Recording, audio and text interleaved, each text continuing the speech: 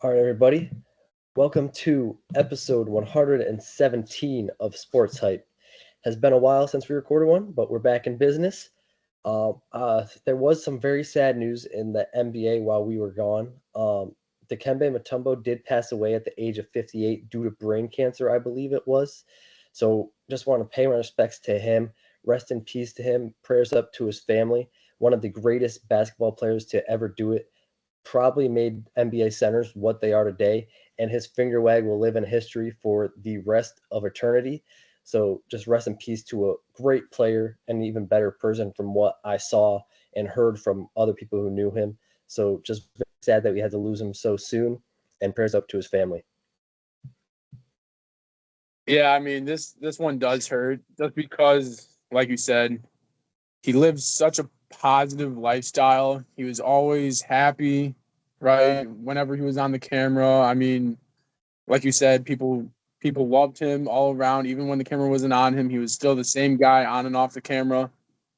Um, I do want to share this one story though that really just I want to say engraved in my head, in my memory bank, is the Jordan story. I don't know if you know it,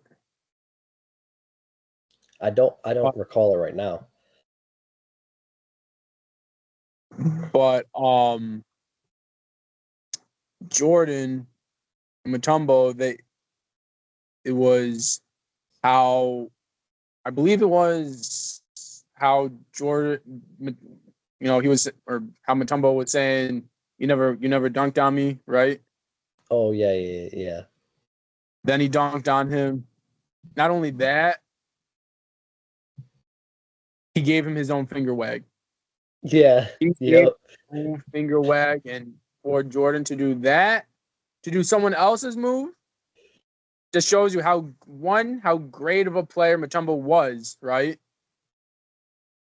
And I think it was paying respect to Mutombo, saying, "Hey, this is your move, right? But you got nothing on me." And so for Mutombo, I think to block all the other superstars in the league, to be, like you said, one of the most talented defenders, interior defenders ever, right? Just a test to his greatness and what he's done. Also, just what he's done for the league itself and growing basketball, right? Everybody knows the finger wag, right? And that's, to me, synonymous. When you block someone, you say, "Get this out of my house," right? Yeah. You do the finger Like wag. this. Yeah, the second thing you do, always got to do that. But always is the finger wag, man. And that, to me, will go down in basketball history as one of the greatest signature moves, right? And I don't think we're ever going to get rid of that. That will be part of the game forever, and it's because of Mutombo. Yep, 100%. Like I said, great basketball player, and he will live on in eternity, even though he's not with us here anymore until we meet again. Right. But to get to the talking points, we do have a lot to get through today. First and foremost, we will recap. I will recap the Cowboys game. Gio will recap the Steelers game from the past week, and we will probably look forward to the Steelers Cowboys matchup coming up tomorrow night. I'm sure Gio has a lot of words to say about that. So we'll see what he says about that. Then we'll go. The next thing we'll talk about is the Cowboys paying quarterback Dak Prescott 4 years, $240 million contract extension, which makes him the highest paid player in NFL history. It includes $231 million guaranteed and an $80 million signing bonus, which is the most ever. So we will provide our feedback on this move by the Cowboys. The Panthers benched Bryce Young about 2 weeks ago, I think it was now, for Andy Dalton.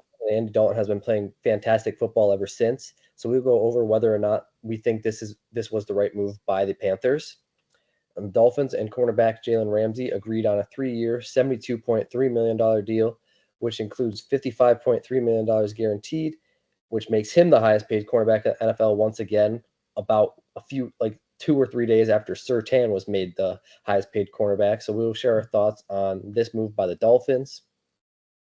And Steelers and tight end Pat Fryermuth agreed on a 4-year, $48.4 million deal. So we'll We will provide our feedback on this move. And unfortunately, the injury bug has hit the Dallas Cowboys hard. Micah Parsons suffered a high ankle sprain last week against the Giants. DeMarcus Lawrence suffered a foot sprain last week against the Giants, which is expected to keep him out for 4+ weeks. And now Brandon Cooks suffered a knee infection after receiving a knee scope post game last week and will miss at least the next 4 games. Lawrence and Cooks were both placed on IR, and Parsons is labeled as week to week, already ruled out for tomorrow night's game against the Steelers, and could miss up to week 8 after the Cowboys bye. I believe he is rumored when he will be back, which is about 3 games, which is not good. So we will go through what these injuries mean for the Cowboys. And sticking with injuries, the Chiefs have a lot of injuries going on right now as well. Isaiah Pacheco suffered a fractured fibula. He is out for 6 to 8 weeks, which made him go on IR. The Chiefs did sign their old running mate Kareem Hunt. So we'll share our thoughts on what this means for the Chiefs. And then sticking with the Chiefs, they also placed Marquise Brown on IR after he underwent shoulder surgery. Rashee Rice was also placed on IR this week due to a knee injury that he suffered in the Chargers game after an interception where Mahomes accidentally ran into his knee. The initial relief for Brown is a postseason / mid-January return. Still awaiting word on Rashee Rice's return if he will return. So we'll go through what these injuries mean for the Chiefs as well. And then a very tough topic to talk about. Tua Tagovailoa suffered his 4th concussion in 2 years, I believe about 2 weeks ago. There's no timetable for his return. The NFL is not going to rush him along, and neither is the Dolphins. He was also placed on IR, so we'll provide our feedback on what this means for the Dolphins, and specifically Tua Tagovailoa's playing future. The NFL suspended Von Miller 4 games for violating the league's personal conduct policy. He is eligible to return week 8 against the Seattle Seahawks, so we'll share our thoughts on what this means for the Buffalo Bills. And then to get to the NBA, a blockbuster trade did happen prior, like 2 weeks before the season starts. Obviously, I am talking about the Timberwolves trading Karl Anthony Towns to the New York Knicks in exchange for Julius Randle, Dante DiVincenzo, and a 2025 protected first-round pick from the Detroit Pistons. So we'll go through what this means for both teams, as well as who we think won the trade. In my opinion, I think that's a pretty easy choice, but we'll see Gio's thoughts on that. And then the Nuggets and Jamal Murray agreed on a 4-year, $208 million contract extension. The deal guarantees Murray $244 million over the next 5 seasons. So we'll provide our feedback on this move and if it was the right move by the Nuggets. And then Joel Embiid and the 76ers agreed on a 3-year, $193 million max contract extension. He does have a player option in this contract for the 2028 through 2029 season. He now has 5 years and $301 million on his deal. It is one of the 3 richest totals in the NBA history. So we will share our thoughts on this move for the 76ers as well as Embiid. And the Cleveland Cavaliers signed Isaiah Okoro to a 3-year, $38 million deal. We will go through what we think this means for the Cavs. And then finally, to round it out, unfortunately, Derrick Rose did decide to call his career quits this past week. So we will provide our feedback on the career he had and how he changed the game of basketball and whether or not he is a Hall of Famer with how little, how short his prime was lived. But in my opinion, I think it was enough to get to the Hall of Fame. We'll see Gio's thoughts on that as well. Well, we'll start with the Steelers game. So I'll give the Steelers fan the floor on this past week's game.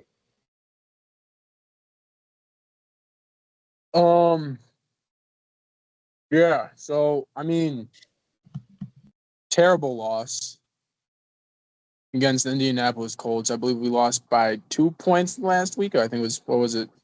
It was 3 points, 24. Right. So that being said, I think we started off obviously really slow. Started making a little headway. Obviously, we made that push in the 4th quarter to come back. I think we were down 14 points or something like that, and we came back and only lost 3. That being said, what Justin Fields is doing, dude, I mean, no one expected the Steelers. No one expected the Steelers to be 3-0. So like that loss, it was a bad loss, but it's your first loss. I've been telling people, if we could lose one game every 4 weeks, I'm fine with that. That means we end the season at like what, 12-4, 12-5. 12-5. Yeah. That is a playoff team, if not a divisional championship type team. So to me, I'd be fine with that. But we do need to get George Pickens the ball. He's had such a slow start. I mean, we need him to get he hasn't got a touchdown yet, okay? That's a problem. Well, I mean, it also makes it hard with Justin Fields back there at quarterback because yes, he's a quarterback, but in his mind, he thinks run first.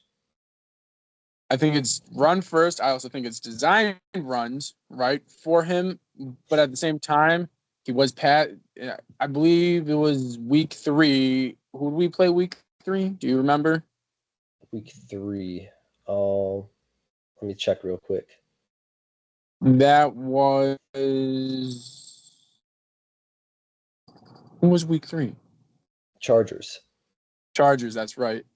So week 3, we played against the Chargers. He was passing it down the middle. Nice little dump pass, getting yards down the field. He was throwing in man, against double coverage, stuff like that.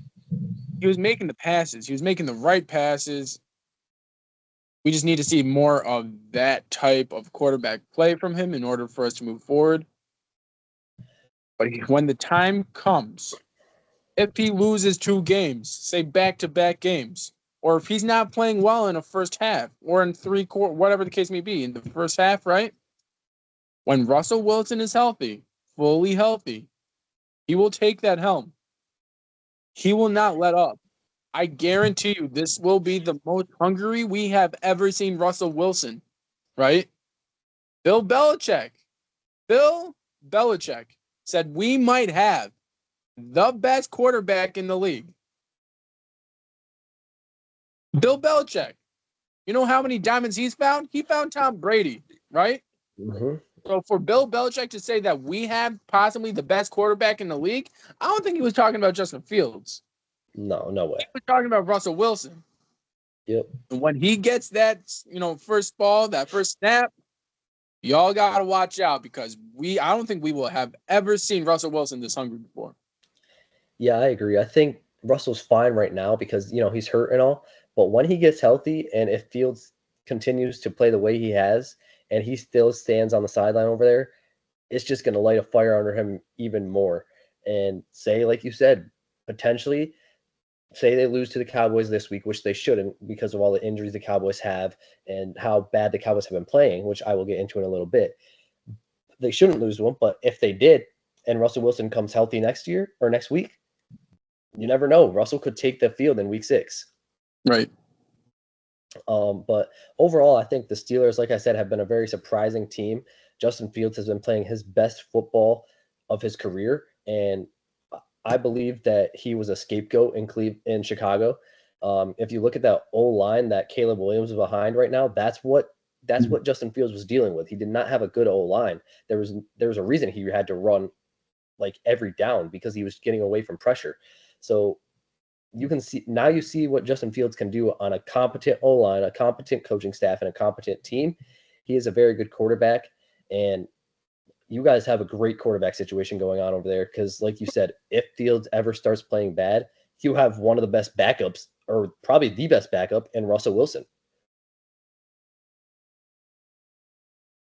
So I think this is he is the best backup. Yeah, 100%. In my mind, he's still a starter, but right now, obviously, he's a backup. Right. But yeah, I think this has been a great start to the year for the Steelers, and I hate to say it, but I do expect them to be 4-1 after tomorrow night because the Cowboys have not been playing good at all. So since we're talking about the Steelers, let's talk about the AFC North right now. Yeah, the Baltimore Ravens went 0-2. Right, and now I believe they're 2-2 now, correct? 2-2, yep. The Bengals, I believe they started out. Well, yeah, they started out 0-3. They started out 0-3, and then they beat the Panthers. Exactly. Then you got the Browns, who seem like they're in disarray. I mean, they look great. They look bad. I mean, there's some great spots once in a while in the game where you're like, okay, is this it? right? Are they going to actually do it? To But me, it the just Browns, the goes out. Browns defense, it's similar to the Steelers of last year. The Browns defense is keeping them in games. Their offense can't do anything. I mean, I don't understand when you do have Jerry Judy, when you have Njoku, right, the tight end, It's when it's you it's simple. when you To have me, it's Amari. really simple. It's their O line and it's Deshaun Watson making bonehead plays.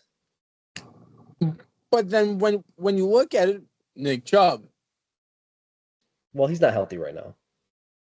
when he is healthy, I mean, Right. like how much of it, like you said, the O line, how much of a difference can Nick Chubb do when he doesn't have an O line? I mean, he probably won't be able to do much. Honestly, he has a better chance of getting hurt again than making an impact. And when he does come back, or I'm gonna say if, because if they keep losing, Yeah, you never know. sit out the rest of the year. Like you said, health is wealth.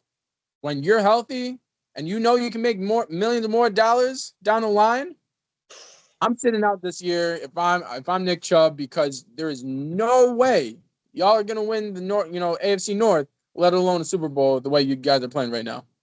Especially since it's what my second ACL, well, second blown knee in the same knee. Right. Like, take time to rehab that. Right. But yeah, I mean, honestly, the Steelers look like the best team in the AFC North right now. Yes, the Ravens are going to get. They have gotten going. They're not going to get. They've gotten going. Big game in the AFC North this week between the Bengals and Ravens. I think the two top teams right now, though, in that division are the Steelers and the Ravens, and that's it. Sure. Those are the two clear ones. I do believe the Ravens will start to gain momentum. Obviously, it is very difficult to have two star players run the offense like they are right now, right? You need to build that chemistry, right, with Derrick Henry and with Lamar Jackson. And it seems like it's starting to click, and that is very scary. Yeah, I mean, you saw Derrick Henry at the beginning of the Bills game take off for an 87-yard touchdown with a wide open hole. Yeah, good luck to anybody in the league stopping that if that's the case. And then Derrick Henry does that. You forget about Lamar Jackson. He takes off for a 60-yard touchdown. You just never That's know what's going to come at you. So I think the Ravens, in my opinion, will still find a way to win the division, but I will not be surprised if the Steelers end up second with the way they've been playing. I think I'm saying this. This is why I want to bring this up. I think with the headway that we brought up, right, because Ravens went out and lost 2 games. I think Yeah. if we keep playing the way we're playing, we win the games that we're supposed to, like against the Bengals, against the Browns, right, against the sub 500 par teams, right, Mm-hmm. and we split against the Ravens. There's no way we should be losing that division. Yeah, but the question is, can you split against the Ravens with how hot they've been? I think we could. I mean, our run And defense. I mean, the Bengals haven't been playing great, but they're bound to get going eventually. So I feel like you guys will split with them as well. They might get going, but at the same time, I don't trust that defense. Yeah, that defense has been absolutely terrible. But it also depends on what Justin Fields shows up that day. Or if Russell Wilson plays. If Russell Wilson plays, Correct. I have no doubt about it. We're winning that game. Yeah, that is true. But I do believe the Steelers will end top 2 in that division 100%, if not first, like you said. Right. But you got anything else to say, or you think Cowboys? About the Steelers, I mean, let's get into the Cowboys real quick. Just so we can get into that game, and then I'll talk more about the Steelers. Sounds good, bro. Yeah, the Cowboys have been really struggling this year. They got off to a pretty great start against the Browns, where I thought, okay, maybe this year will be better than I thought. Then the next 2 weeks happened. Got smoked by the Saints, got smoked by the Ravens at home. And then against the Giants, a team you should dominate, put up 40 points, like win 40-0 like we did last year. You can't even score more than one touchdown, and you can't hold the Giants to less than 10 points. You let them march down the field every time. This team is very concerning, and with all the injuries that has been going on and have been happening post the Giants game, I'm even more concerned than I already was. Honestly, I won't be surprised if we end potentially third in the division with how well the Commanders have been playing and how well the Eagles have been playing. I won't be surprised if we miss the playoffs, and I won't be surprised if we get a top 10 to 15 pick in the draft with how poor this team has been through the first 4 weeks. Yeah, I mean, you just summed it up right there. And to add a cherry on top, you go ahead and make your quarterback the highest paid player in the league. I mean, so for me, like, I'm fine with giving him a contract. I'm fine with that. The amount of money we gave him, I'm not fine with because, like you said on the month, like Yeah. our previous podcast, you said don't pay Dak Prescott because you said a very valid reason. He has very little playoff success. I wanted to pay him, but I did not expect us to throw this type of money at him. Like I thought maybe 150, 160 in that range. 240 million for a guy that's won one playoff game and has not made an NFC Championship game. That's a little much. And then, so what happened to the whole signing Derrick Henry thing? You just gave all that money to Dak Prescott. Here's the thing with that too, because after the Ravens game, Jerry said, "Oh, we didn't have the cap space to sign Derrick." Okay, shut up, Jerry. You had the cap space. You want to know where you put the cap space? You put it in CD, which I'm fine with, and then you put it in Dak, and you also put it in the most washed running back in the league, in Ezekiel Elliott. You had the cap space. You just chose to use it unwisely. It's really that simple. Well, yeah, 100%. I mean, also don't forget, Dak Prescott plays hungry.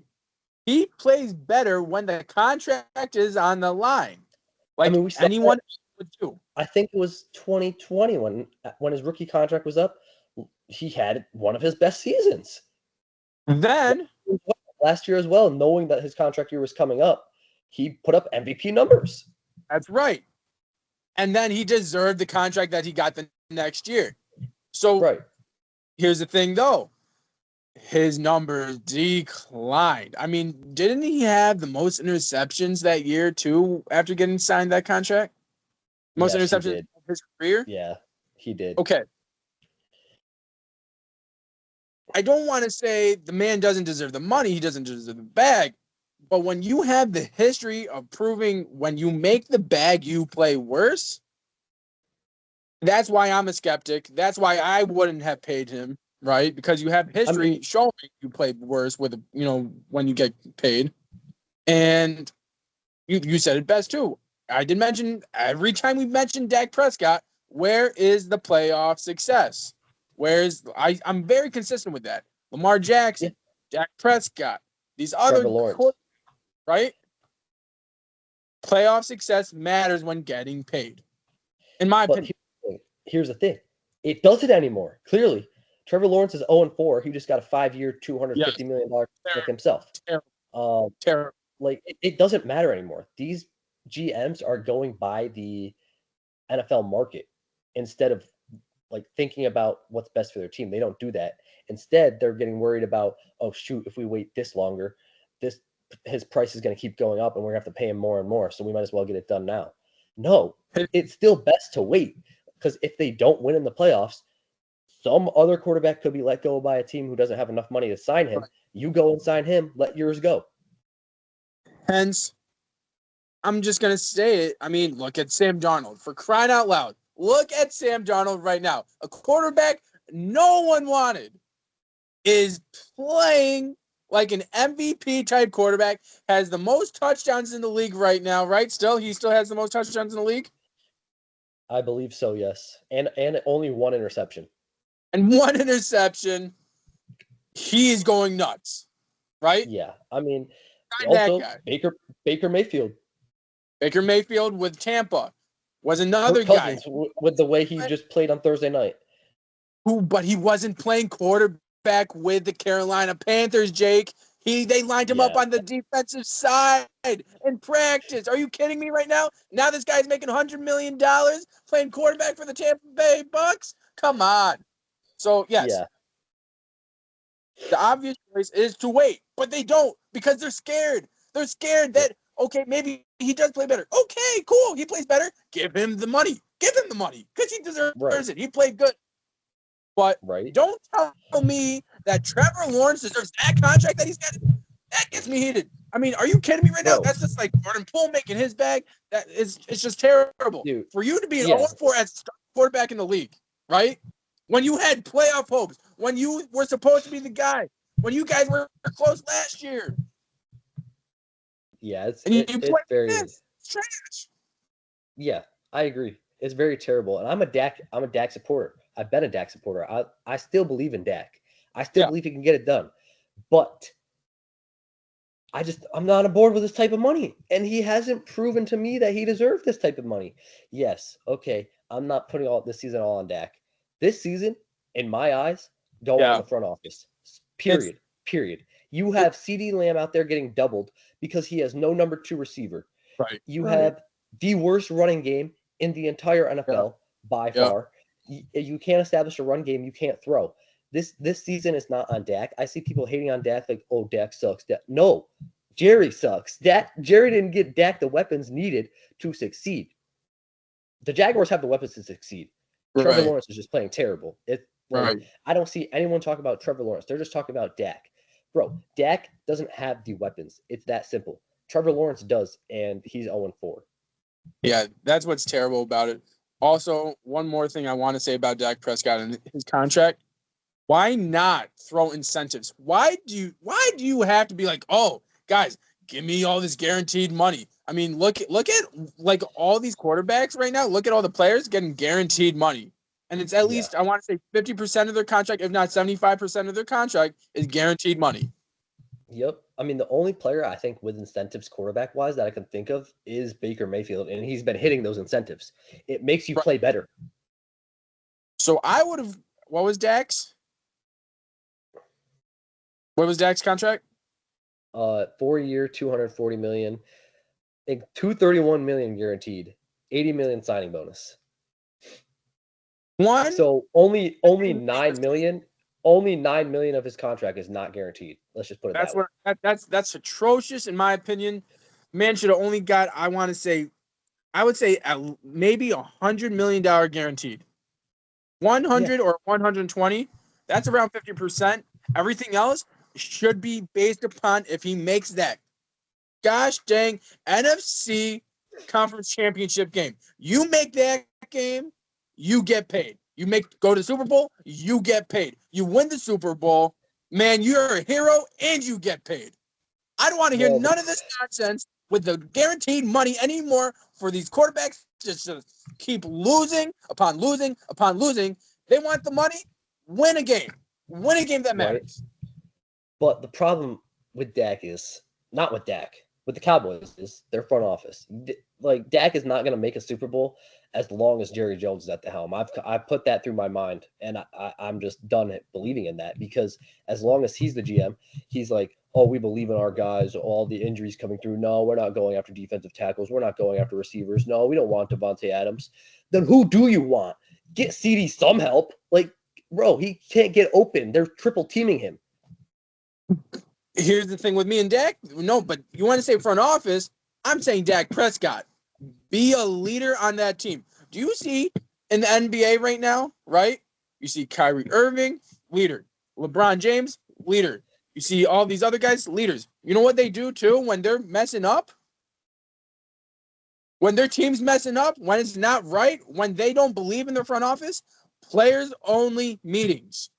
If you are the Yeah. Dallas Cowboys, I'd be furious if I'm Dak Prescott. Like you said, Jerry Jones isn't getting me any help. We're having a players only meeting.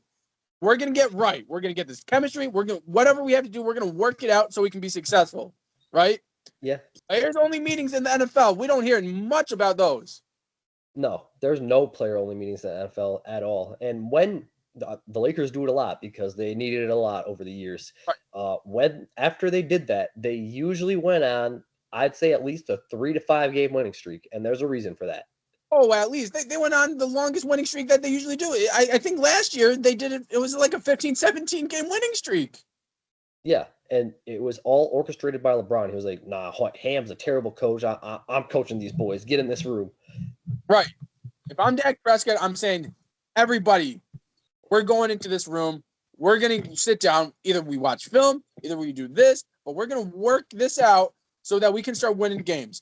If he did that, he deserves whatever he's going to get, right? He deserves the bag because he's doing more than he has to do. He's not just playing the game that he's getting paid to. He's doing more so that he can win a football game and win that championship. Right. Yeah, I agree. I think quarterbacks, they do. Dak's a great leader. That's one of the things I really like about him. Yes. But they do it in public. But I think they have to do it more privately than in public.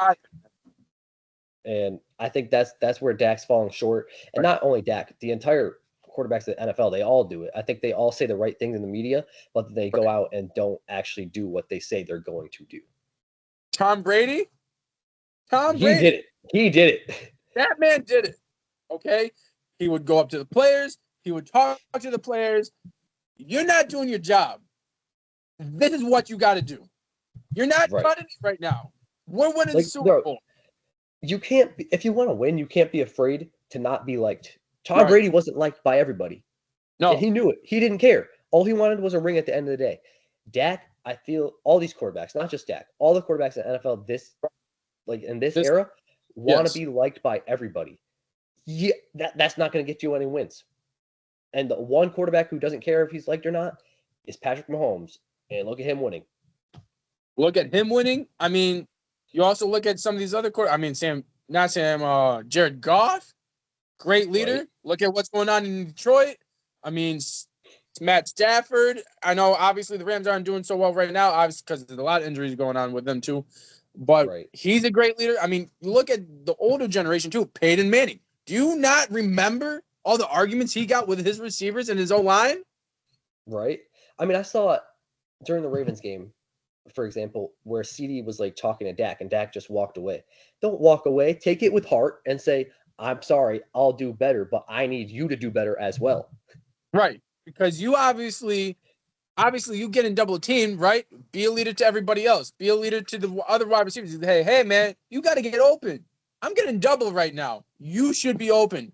Make the right read, right? Hey, Dak, pass to this dude, right? Pass to what's his face? Cook. Pass to Cook. Right. It's just not working out right now in Dallas. I feel like we have a lot of miscommunication. No one's really stepping up to be that main guy, that main leader on the team. And I don't even think McCarthy wants to do it either. To be honest, I think he's checked out. McCarthy, in my eyes, from what I've seen, didn't expect to be the coach this year because he's not over on the sidelines coaching. That's for sure. Right. And I think, honestly, keeping Mike McCarthy was the biggest mistake Jerry Jones made in the offseason. And he made a lot of mistakes this offseason. But the reason I say that was the biggest one is because I think he lost his players the moment he said McCarthy is staying. And that shows in the play on the field, in the media, and in the locker room. Dan Quinn. Losing him really hurt because, yeah, Mike Zimmer played great against the Browns, but we already went over the Browns. They're terrible. He has not played good. He has not drew up a great scheme against a good team. And if you can't do that, you're not winning the NFL. Look at Washington. Look at Washington right now. I mean, Cliff Kingsbury doing great. Dan Quinn coaching those boys up. I mean, They have an elite staff. And they took half the Cowboys players, too. They sure did because of Dan Quinn. He's a player's coach, like you said last year. And he's a phenomenal coach. Like, he knows what to do defensively. Kingsbury, oh, my goodness, he's an offensive, mastermind right now. Yeah, I think he's a better quarterback. Daniels is a star in the making. That guy is going to be, barring injury, hopefully he learns how to slide. That guy is going to be a staple in the league for at least 15 years. But it just shows you, like you said, front office just made all the wrong decisions. It's the front office. Look, you get rid of McCarthy, you do what the media said to do, and you hire Dan Quinn. You hire Dan Quinn as your head coach. It's not even that that would have been great because look at what Dan Quinn's doing. It's not even that. Like, bro, we're worth $10 billion. You're telling me you have $10 billion in your pocket and you're so cheap you won't spend it on some top tier players? Come on. But top tier players, a top tier coach, it all comes down to coaching, right? To me, I know more basketball than I do football. I'm not gonna lie, right? Like all of so them go into coaching though. Like all of them need good coaches. I'm gonna make another basketball analogy, right? Look at the New York Knicks. Perfect example right now. It all goes down to coaching. Tom Thibodeau gets in charge of that league. I think it was 2018, right? 2018? I believe so, yeah. That 2018-2019 year? Yeah. Makes a couple adjustments. GM moves, right? Tom Thibodeau's there. Gets new players on his team, reboots that team to how he wants it, a defensive powerhouse, right? A lot of dogs hustle. They start winning. It's all because of coaching. Going back to football, going back to McCarthy, going back to the Cowboys, you need a good coach in order to have a good team. It's that simple, period. You can have all the great players in the world, but if you don't have coaching, you're not winning the Super Bowl. Yep. And like I said in previous podcasts, if McCarthy can win one Super Bowl with one of the greatest quarterbacks of all time in Aaron Rodgers, what do you expect him to do with the Cowboys? Like, why are we keeping him around with this type of roster? Like, you're not getting him the help he needs to be a good coach, first and foremost. And he's not even a good coach in the first place, even with a good roster. Last year, we had our best roster in years, and we're still a first-round exit. And you keep him? Come on, man. Come on. That's what I'm saying. I mean, the last 3 years, first one, fine. I think that was the one where they couldn't snap the ball in time. Okay, sure. Keep him after that year. I mean, that was a fluke, right? Everybody thought that was a fluke. That's not going to happen again. That was a one-time thing. Then the next year, you have Ezekiel Elliott on the offensive line. And he gets pancaked. How do you do that? Okay, fine. That was a stupid mistake, but he's never going to make that play call again. Then y'all, like you said, have one of the best defenses probably ever created in the Cowboys history. Right? One of the greatest defenses ever assembled in the Cowboys history? Yeah, I'd say so. Okay. Defense. They didn't play for nothing last year in the playoffs. I'm sorry to bring all this history back to you. I'm sorry. I know this is not therapeutic for you. This is just reliving bad memories. I mean, all I got to do is mention that Dez catch and it all goes loose. But I mean, and then the offense is just terrible. Play calling is terrible. Y'all had great run game last year. Y'all didn't run the ball for nothing, right? So, why? Why does Jerry Jones look at McCarthy and say, "Hey, you know what? We should keep you. We really should keep you." Do you know what? I'll tell you why right now. Because he's going to scapegoat him when they suck. He's going to scapegoat him. If you have a good coach and a great roster and you're winning, then you lose in the playoffs, he would have no one to blame but himself.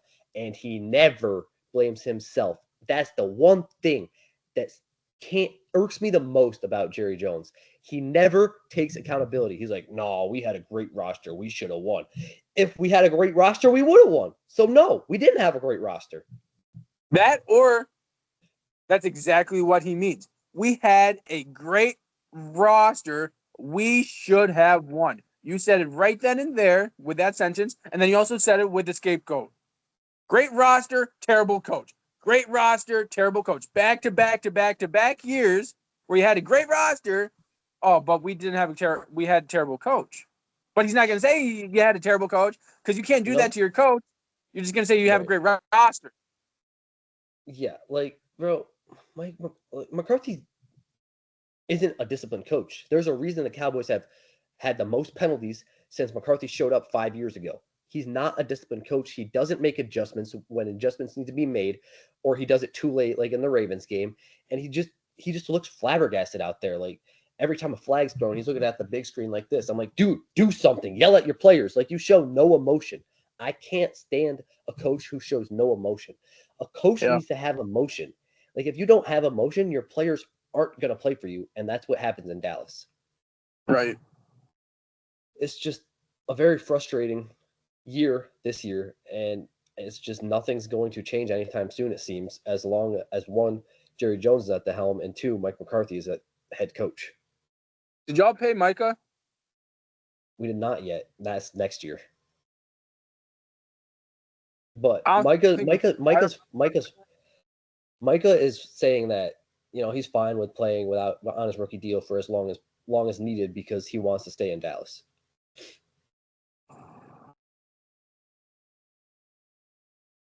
we've heard that. We've heard that sad story all too much.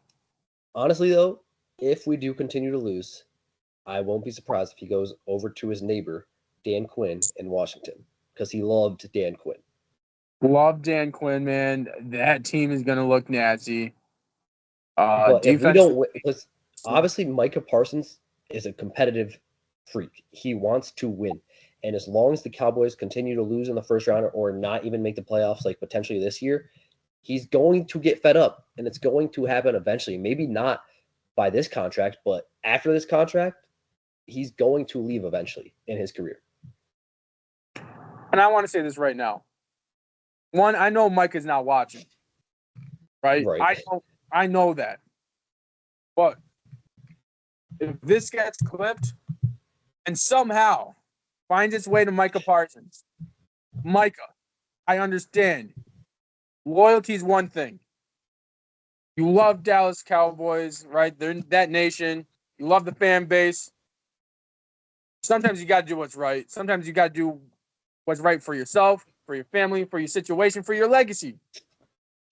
With Jerry Jones, like my compadre, right? Like my buddy says,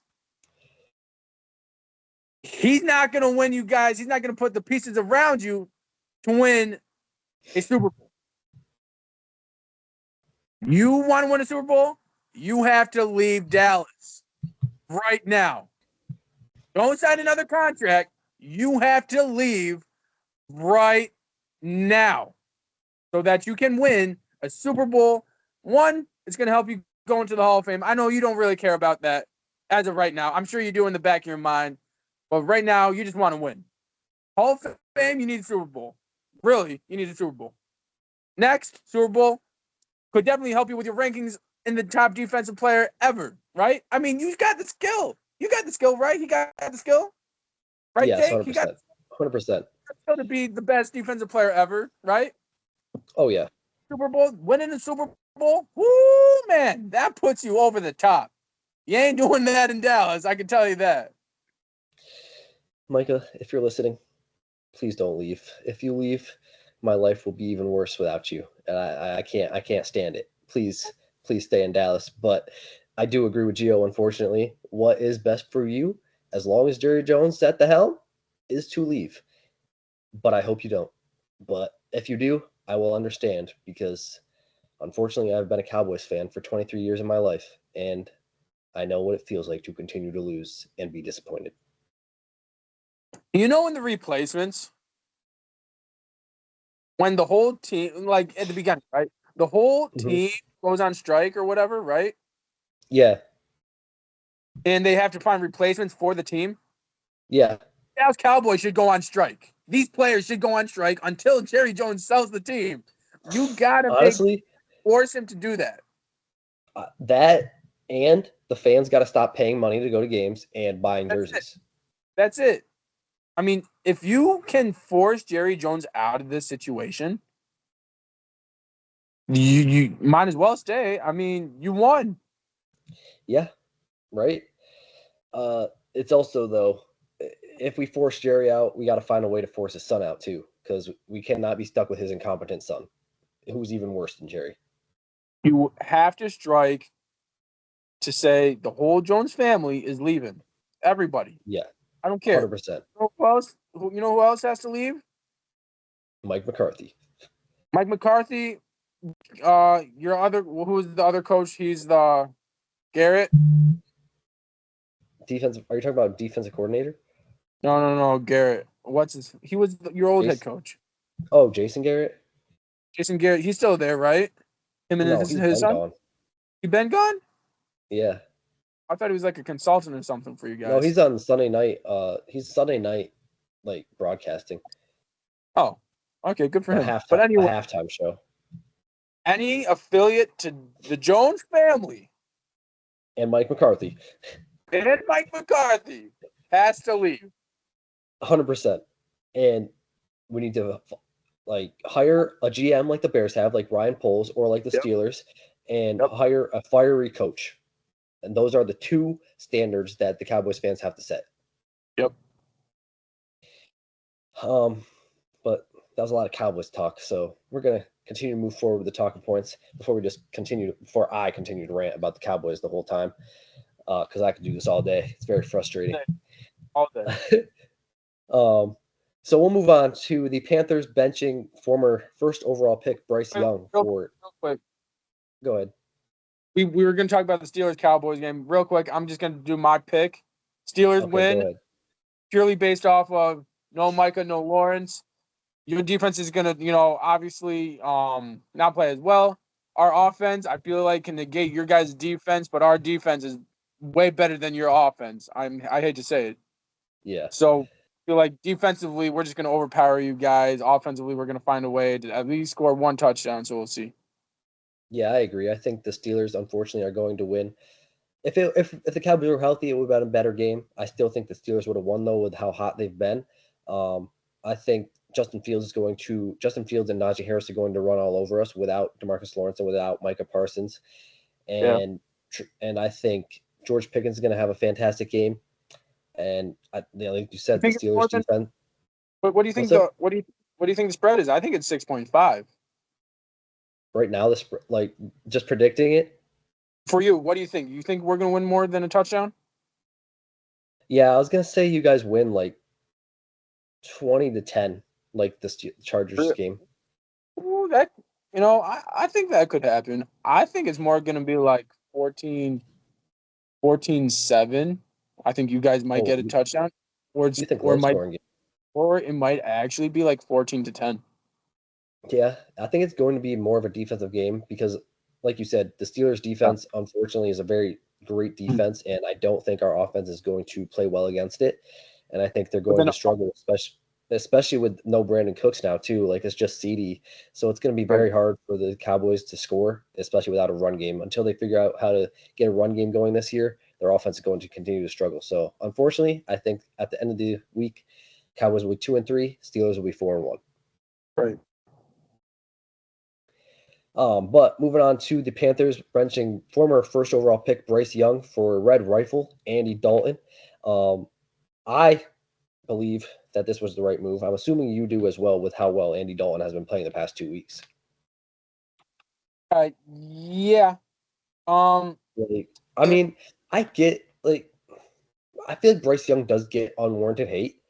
But after seeing what Andy Dalton has done behind that O-line and with those weapons, it's also a lot on Bryce Young as well. No. You don't think bro, he can't throw a ball past 5 yards though. Here's why. Andy Dalton is almost pretty much a grandfather, okay? That's how old this man is. He's been in the league a long time. He's seen a lot more scenarios, situations, whatever you want to say, than probably half the quarterbacks in the league right now. Okay? Yes, he is a veteran, so it does help that he has experience. So I'm not going to say that if I heard this before he showed up and started balling, I would have been like, man, this man's almost like, what is he, like 40 almost? I think he's like 30. He's like in his late 30s for sure. Right, like 37, 38 maybe. He's been through injuries upon injury. He played for the Bengals. He was like really good with the Bengals. I mean, we haven't seen him play like that in a long time. When he was playing, I forget who he played for last, but when he played last, he was, not too great. You're benching Bryce Young, a great young talent. I would have freaked out. I would have been like, nah, this is the wrong move. Now, obviously, we saw what he did. He's playing great, but he understands the game to a certain extent that Bryce doesn't. All Bryce knows is this, right? Andy Dalton knows how to win. He's seen success. He understands how to win through different situations. Bryce Young's only seen one situation, right? He hasn't seen different situations before. Well, he also saw it. He did have success at Bama, but college is a very different ball game than the NFL. Yeah, it is a very different ball game, but then again, he had an offensive line, Jake. Yeah, but the offensive line seems to be doing good for Andy Dalton. I don't understand. Like, how does it go from being terrible to good when Andy Dalton's back there? Respect. It's a respect thing. Andy Dalton's a veteran. Andy Dalton has, like I said, seen a lot of things. I think when he talks to that old line, they respect him. They play for him. I don't think they play for him. Yeah, I agree. Do you think because calls have been coming through for Bryce Young, do you think the Panthers should trade him? Do I think they should? No, because I think he's a great talent. When you see that brother play next year in a different uniform, he's gonna ball out. He really is. I think honestly, I think I've been saying this. People say, "Oh, they should have drafted CJ." CJ would have been not what he is today. He would have been just as bad behind the trash O line like that with very limited weapons. It would have been the same situation. Because when we saw the Texans, that was the first game they lost this season. Was the first time I saw pretty much like bad. Saw a rookie type quarterback play. Right. Saw some mistakes that rookie would have made. I think we would have seen a lot more of those games last year. We wouldn't have had the expectation for a rookie quarterback like we do now. We wouldn't have CJ Stroud being the name he is right now. So we'll see. We'll see. I definitely think Bryce Young is better than Trey Lance. That's for sure. Yeah, I agree. And I think Bryce Young will be a starter next year somewhere else. Ooh, what if? Nah. Could he? Where would he go? I'm trying to think of quarterback needy teams. I'm not because the Broncos have Knicks, the Chargers have Herb. But they wouldn't put him to the Raiders, would they? Trade him to the Raiders? The Raiders. I heard the Raiders are going to try to go after Shedeur. That is a bad move. In my opinion, yeah, Shedeur is a great quarterback. I don't think I'm not too convinced, man. I'm not too convinced. I think Shedeur is going to be great in the NFL, but the Raiders with Devontae Adams most likely being gone, it would be similar to Bryce Young on the Panthers because he would have a very poor O-line, very poor run game, and no limited weapons. But I don't know. I think the Raiders could be a good choice, but I feel like it'd also be a little bit too familiar. Like I think it'd be too much of the same. True. I don't know. I think they should keep him personally because I think they need to keep him because Andy Dalton, like we said, is in his 30s, like 35, 36, whatever it is. He's not going to last forever. I think they should keep him. But if they do trade him, yeah, Miami needs a backup bad, and we're seeing that right now. Right. Trade him right now to Miami. He'll do better than Snoop Huntley and Skylar Thompson. I can promise you that. They would win games. They'd at least win 2 to 3 without Tua. Oh yeah, and I know we don't have this as a talking point. Tua Tagovailoa needs to retire. That's just plain point. We'll get into that later. Oh, we do? Yeah. Well, we'll talk about his concussion history. Don't worry about it. All right. But speaking of the Dolphins, we'll go to the defensive side of the ball for the Dolphins. Dolphins and quarterback Jalen Ramsey agreed on a 3-year, $72.3 million deal, which included $55.3 million guaranteed. Makes him the highest paid cornerback in the NFL once again. I believe this was a few days after Surtain was made the highest paid cornerback, so the Dolphins wanted to pay him respect, make him the highest paid cornerback again. So what's your thoughts on this deal, Gio? I mean, he's a great player, no doubt about it. He is older, so it does, make me question the fact that can he do this year in and year out still, in the following years. We saw what happened to Von Miller after he was paid one of the highest paid players in defensively as an older type player. He's not really playing, as we know. Well, yeah. Oh, I mean, it's definitely to pay a player like that amount of money with their age in question. Yeah, I agree, but I think he has at least 5 more years in him. So I think this is a good move by the Dolphins. Keep that secondary intact as long as possible, especially with how poor the offense has been right now. You got to keep the defense intact right now. Yeah. But down the line, I think it's a great move for the Dolphins. But down the line, they'll definitely have to, I think, restructure some of this contract in order to get some more cap space for the other guys for sure. Yep. But moving on to a Steeler and tight end Pat Fryermuth agreeing on a 4-year, $48.4 million deal. What's your thinking behind this move for the Steelers? I love this. I mean, he's our bread and butter when we need a couple yards. Great blocker too. I mean, Pat Fryermuth is Pat Fryermuth. The only thing is his health is a concern. But to be honest, he's one of the best, I would say, tight ends in the league. He's at least top 7, top 5 maybe. The tight end situation in the league right now is very slim to none. So yeah, I would agree. So I think this is a great move by the Steelers. And I think this was well deserved for Pat Fryermuth, and I think he's very underrated. I do too. But anything else you wanted to add? I thought I cut you off there a little bit. No, I was just gonna say, like you said, it's the position itself is very slim right now, so we need to keep him as long as possible. 4 years should do that. $40 million deal. I mean, I like what we're doing right there offensively for that. We go ahead and give our players what they deserve, right? Not what they're projected to do. Okay, that's what the Steelers do. And I think when you build that foundation, that type of culture where you got to work hard to earn your money, right? That's what you got to do. And I think a lot of franchises need to change their ways, right? Right now, make a statement. Give your players what they deserve, not what they're projected, what they're supposed to make. You know what I'm saying? So, right. Yeah, I like it.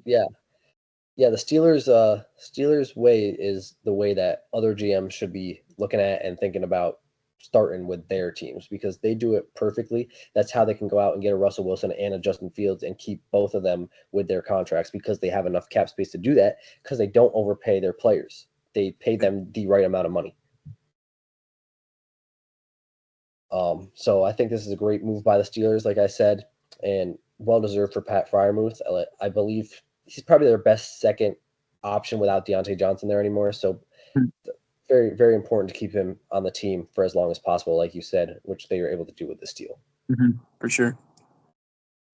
But unfortunately, the injury bug has hit the league, most specifically with the Chiefs and the Cowboys. We'll start with the Cowboys. As we talked about, Micah Parsons and DeMarcus Lawrence are both out.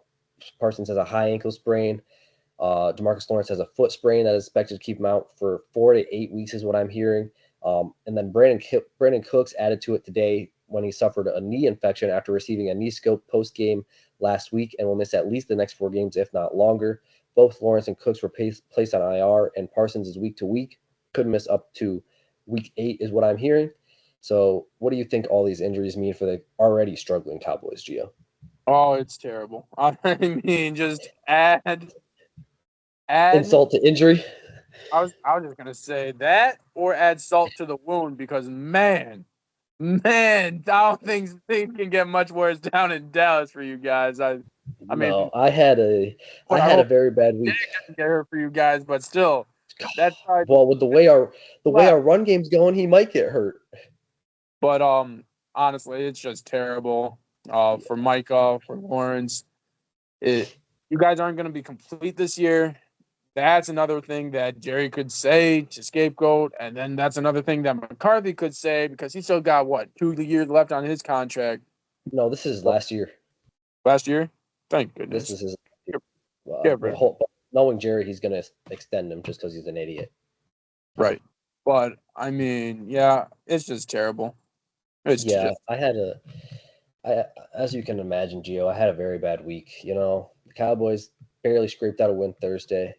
Then I heard about the Parsons news Friday. Then I heard about the Lawerence news Friday as well.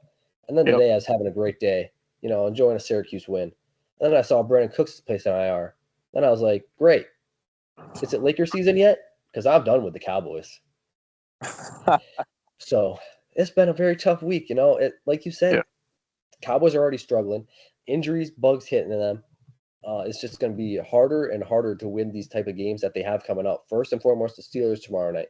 Then the very hot Detroit Lions. Then they play the Mhm. San Francisco 49ers after their bye week. The list goes on Yeah. and on and on. Like I said, as I unless some young players that I don't expect to step up, Mhm. we are going to be out of the playoffs, out of playoff contention, and have a top 15 pick in the draft. That's what I fully expect as of right now. I know it's week 4, it's early. I should still keep my hope up, but I've done it so many times where I've kept my hopes up and just gotten disappointed. So I'd rather just be disappointed already. Yeah, I mean, I got nothing else to say about the Cowboys. I think we said enough. It's just it is what it is. Yeah. I mean, injuries happen. Honestly, they're NFL players. Next man up. If they want to win games, they got to step up. So That's let's see right. what the young guys can do. Yeah. But going on to the reigning Super Bowl champion Chiefs, well, back-to-back Super Bowl champion, I should say. A lot of injuries their way as well. Isaiah Pacheco suffered a fractured fibula, I believe, 2 weeks ago. Mhm. Who he is now out for 6 to 8 weeks, and is placed on IR. They did sign Kareem Hunt, who has taken over the starting role starting this week, I believe. So, what do you think this injury specifically means for the Chiefs, Gio? This is terrible. I mean, Pacheco was such a great piece of their offense. Lose him and the star-studded offense is one thing. Signing Kareem Hunt, he's been hit or miss. I mean, we haven't seen him do anything, especially when he was with the Browns. He didn't do anything. Yeah, So we'll see if he can reinvigorate his career, see what he can do with the Chiefs going back to his, starting spot. Um, but I mean, this Chiefs offense was supposed to be phenomenal. It was supposed to be next level. they're And scraping out wins. They're scraping out wins. Let's be honest. Hollywood out, right? Yeah, we'll Checo. get into that next. Yeah, And then you also got Rasheed Rasheed Rice. Yeah, out. I and mean, even with Rasheed and Pacheco, they were still scraping out wins. Now they're scraping them out even more. it's because of Patrick's magic. I mean, he'll do whatever it Right. takes to win. But at I the mean, same time, it would be a lot easier when you have these star-studded players. yeah, On like when we were talking about the season preview, we were talking about how many weapons Patrick Mahomes would have, and unfortunately, three of he's got, those weapons are now down. and he's only got his star-studded player, right? His one and Well, only he also has a very good rookie. Let's not forget about Xavier Worthy. Xavier Worthy is phenomenal. Okay, this kid is fast, but Dude. But yeah, I mean, he's still a rookie. Like you can't rely on right, him for. So right, he's most likely going to rely on Travis Kelce like it did back in the day. yeah, for sure. Um, but yeah, this is a very tough blow for the Chiefs. But I think Kareem Hunt could get the job done for the time being. And as long as you have Patrick Mahomes and Travis Kelce, you have a shot. And so I'm not going to doubt the Chiefs. I've doubted them before. It came back to bite me. Not doubting them anymore. He can't do it. Nope. But yeah, speaking of Marquise Brown, he was placed on an IR after undergoing shoulder surgery, as well as Rasheed Rice placed on IR this week as after suffering knee injury against the Chargers. The initial belief for Brown is a postseason / mid-January return. Although he could not return this season, it is the worst case scenario for the Chiefs. So, anything else you have to add about those injuries? Yeah. Thanks. I would have liked to know that way before I drafted the kid. Um, but I feel so bad for him, man. I mean, he's such a great talent. Yeah. Nothing really else except for man, that was such a wasted draft pick. Yeah, Gio. For all those that don't know, Gio did draft Marquise Brown, thinking, "Oh, he's only out 2 weeks. Great." No, he's out for pretty much the whole season. Sorry, Gio. Hey, you know what? You want to go there? Hey, where's CMC at? Hey, I don't got CMC, but yeah, that's terrible. Whoever drafted CMC first overall, good luck to you. Right. Where's CMC at? Where's Evan Puka? Ingram at? Yeah, Ingram? a lot of injuries this year. It's just a part of the game, unfortunately. Our But GM did not do an IR spot. I can tell you that either. IR is overrated. I wonder who's the GM. Not me. Yeah. But yeah, these are very, very big blows for the Chiefs. Yeah. Especially wide receiver wise now, because it's on the rookie Xavier Worthy to step up big time now. I think he can do it, and I think he will do it. I still think the Chiefs will be able to find a way to win, but hopefully for their sakes, Marquise Brown or Rashee Rice, one of the two, will be able to return the season. Because if they don't, and they're stuck with Xavier Worthy and Travis Kelce by themselves, it's going to make their playoff push that much harder. Right. So very big injuries for the Chiefs, but hopefully they'll be able to get it done without them moving forward. Yep. Now moving on to a very controversial topic.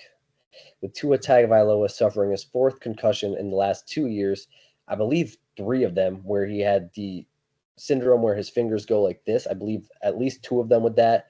One with the Bengals last 2 years ago where he got slammed to the ground, got stretchered off. And then this previous one where he lowered his head into DeMar Hamlin's chest and suffered it again. There's no timetable for his return. He is placed on IR. The NFL's not rushing him. The Dolphins aren't rushing him. He said he's going to keep playing. I also agree with Gio. The man needs to retire. This is your 4th serious concussion. Your brain, if you continue to play, will end up looking like Aaron Hernandez's brain did when they revealed what his brain looked like after all his CTE hits. Right now, as of right now. Or if you want to keep playing, learn how to slide. It's really that simple. That too. But as of right now, I really don't think he's gonna have a life after football. I mean, he'll have a life, but to what extent? To what extent? Like he won't remember anything. He won't have the capacity to do much, like if anything. For him to want to keep playing, I think I can understand it in this aspect. I mean, he's competitive. He's young. He's competitive. He wants to win. It's really that simple. That too, right? But I'm thinking this is in a serious manner, right? Like I'm being no joke about this. With players that have had these types of injuries multiple times, they don't live past a certain age. Am I wrong? Right? No, you're not. You're not wrong. I mean, like they don't want to do it, but they end up, I hate to say this, they end up taking their own life because their brain just tells them to do that. Like it honestly tells them to do that with how much damage it took.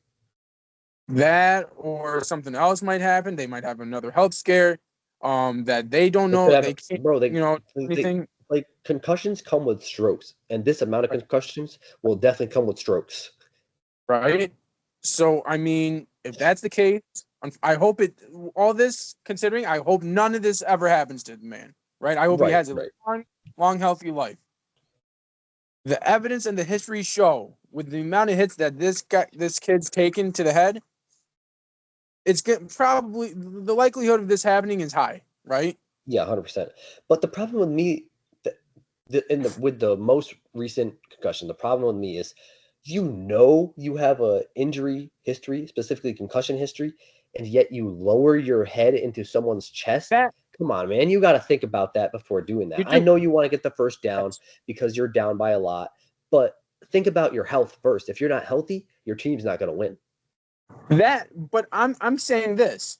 I wanted to finish my point with that.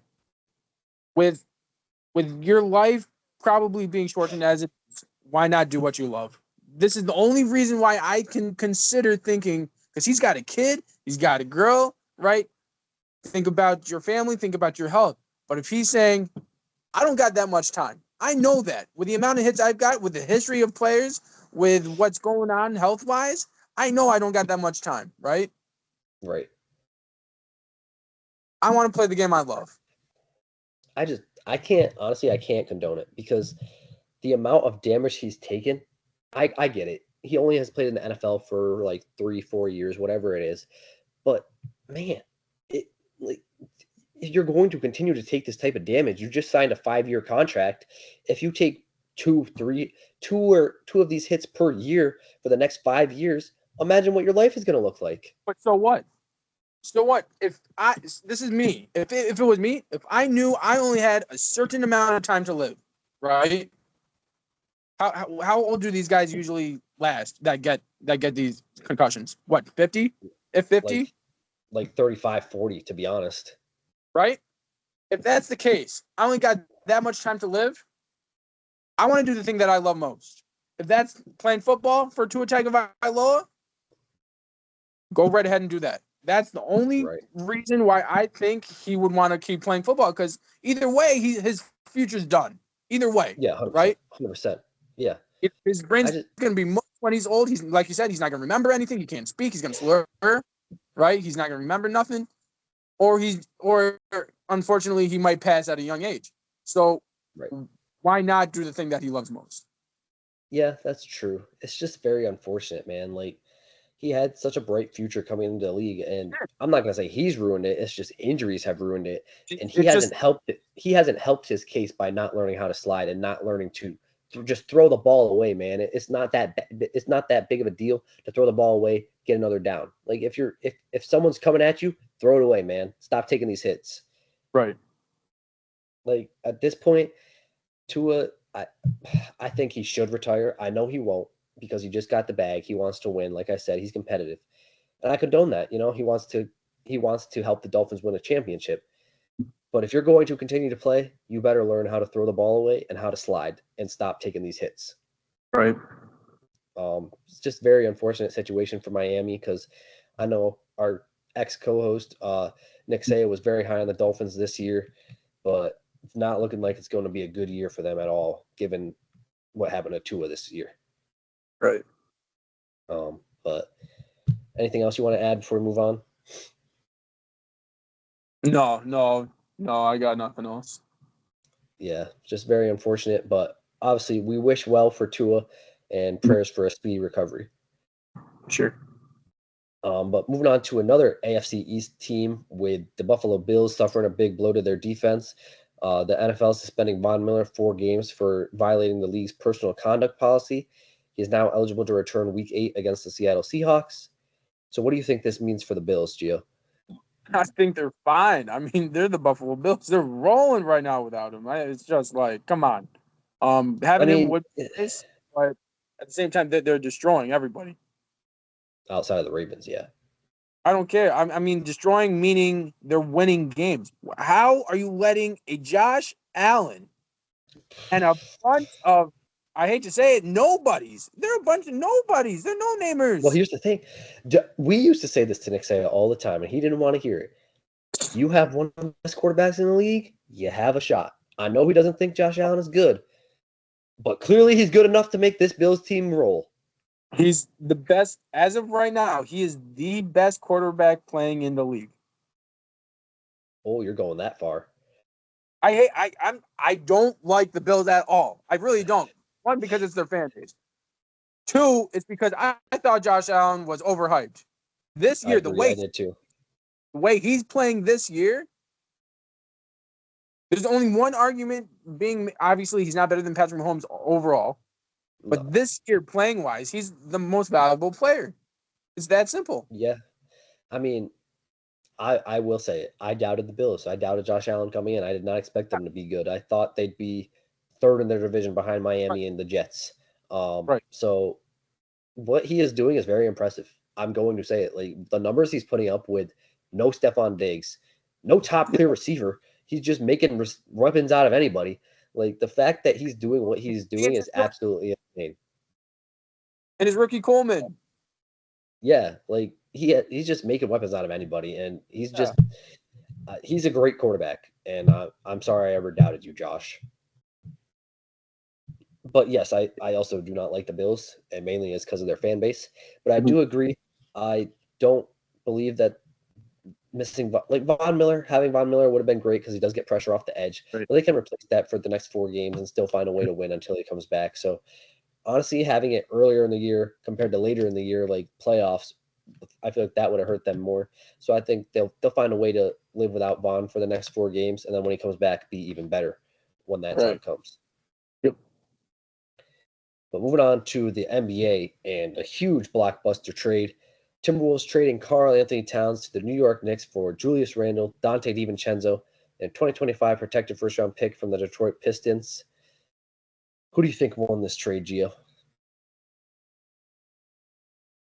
It's the Wolves. It's easy. You think the Timberwolves won the trade? Easy. No, the Knicks did. No. You know why? Julius Randle and Anthony Edwards are not going to mix, in my opinion. I don't care about that. I don't care about that. You could honestly waive. Just give me Dante DiVincenzo and that protected first round. But they made the Western Conference Finals with Cat. You replace Cat with a worse player. They're not going to make the conference finals anymore. What? How long was Karl Anthony Towns out for the regular season? Julius Randle's very injury prone too. No, tell me right now, how long was Karl Anthony Towns out for the regular season? I believe like this past year, I'd say at least 30 games. At least 30 games, right? Okay, but I'd rather have him out. Me personally, I'd rather have a player out in the regular season than the playoffs. When does Julius Randle get hurt? The playoffs. Jake, half the season this brother was out, right? Okay, but they were the number one seed, Jake. They were the number one seed in the NBA without him. That's because Karl Anthony Towns. Well, it's Anthony Edwards. Let's be honest. It's because of Anthony Edwards. They were number one seed without him. They have a great pick and roll with Rudy Gobert and Anthony Edwards. Those two guys are your centerpieces. No, it was a great pick and roll with Karl Anthony Towns and Anthony Edwards because Rudy Gobert can't hit a layup to save his life from what I've seen in the playoffs last year. With Rudy Gobert and Anthony Edwards at the helm, that team was the number one team in the NBA in the regular season. I just personally, I don't think that the reason I think the Knicks won, and this is just me, I don't think Julius Randle and Anthony Edwards are going to mix. Karl Anthony Towns didn't need the ball in his hands when Anthony Edwards was doing his thing. Julius Randle is a player that needs the ball in his hands, and that showed again. Huh? I'm saying take Julius Randle out of the equation altogether because he's trash. But the problem is he's in the equation. The problem is he's in the equation. You can't just take him out. They're not going to trade him. He is in the equation, but take him out. Just take him out for a second. Just forget about him, right? Okay. Right? Just forget about him. You add Dante DiVincenzo to the mix with a team that knows how to win without Karl Anthony Towns. Yes, but the Knicks got now Cat. They got who's their power forward? Mitch Robinson probably. Then they got Mikal Bridges, Josh Hart, Jalen Brunson. You're telling me that that's not one of the best starting fives in the NBA? I am telling you that. Do you know why? Why? Karl Anthony Towns, injury prone. We know that. We just said he missed at least 30 games last season. Okay. Even though he plays in the playoffs, go right ahead, play in the playoffs. You play one great game in the playoffs. That is it. Okay. Karl Anthony Towns is soft. He is softer than melted butter in the microwave. That is how soft this brother is. So is Julius Randle, though, in my opinion. But I don't care. Right. Remember? He's out of the equation right now. He is out. Okay.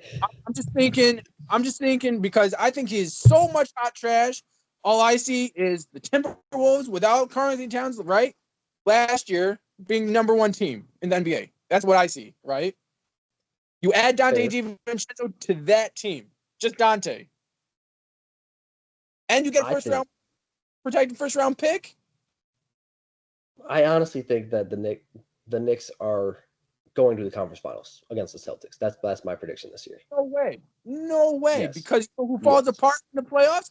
Karl-Anthony Towns. That's okay. They have Mikal Bridges. They have Josh Hart. They have Jalen Brunson. Those three don't. Who in the playoffs against the 76ers played full court defense, stole the ball, came back against the 76ers? The Knicks. The Knicks. Dante DiVincenzo did that, Jake. Dante. That was mostly Josh Hart. Let's be honest. Josh Hart, but Dante DiVincenzo made the timely steals. Dante DiVincenzo made the timely threes at the end of the games. But I think Miles McBride can not fill it perfectly, but he can slide into that role. Mikal Bridges, right? Or no? Are you talking about McBride? Yeah, but I'm saying off the bench, Miles McBride can slide into the Dante DiVincenzo's spot. Sure. Sure. Not fill it perfectly, but he can slide into it. He is a great player. Great player. But you're telling me right now Karl-Anthony Towns is going to be a greater impact than Dante DiVincenzo was? I think so, personally, because they lost to the Pacers because of size. Yes, I get it. I get it. Karl-Anthony Towns is soft. He doesn't make enough, great moves in the post and stuff like that. But he still helps them size-wise, defensively, and rebounding, which they really struggled with against the Pacers. I think that is what is going to set them apart in the East this year, because now they have an elite rebounder and an elite defender. Very true. Very true. I don't think they have an elite defender in Karl-Anthony Towns. But Mitch Robinson is. Josh Hart is. Yep. Jalen Brunson can be. Yep, for sure. 100% all true and stuff. Under Tibbs, like you said, Tibbs is a gritty coach. He could teach Cat how to defend. I hope so, because this kid, all I think about when I think about Karl-Anthony Towns and his legacy is running into a brick wall in DeMarcus Cousins. Yeah, okay? The one thing I'm worried about with Cat is that he'll be like Julius Randle was and chuck the stupidest shots ever. Which he will, because he's Karl-Anthony Towns, and he's going to make that stupid face that he does when he grits his teeth and he's like, really? That